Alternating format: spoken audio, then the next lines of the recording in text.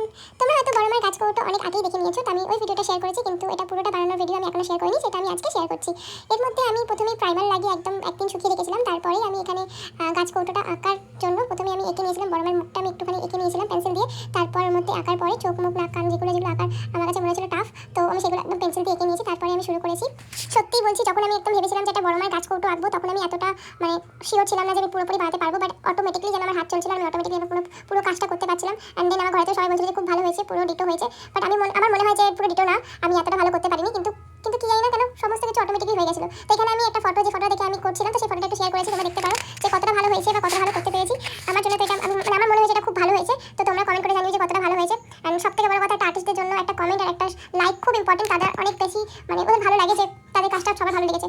তো তোমাদের যদি ভালো লেগে থাকে তো প্লিজ তোমরা একটু কমেন্ট আর তোমরা লাইক করো যে তোমাদের কতটা ভালো লেগেছে। অ্যান্ড দেন আমি অপোজিট সাইডে একটা ফিগার রেখেছি, যেখানে একটা ছেলে একটা মেয়ে আছে। দেন পুরো গাছ কৌটোটা আমার রেডি একদম।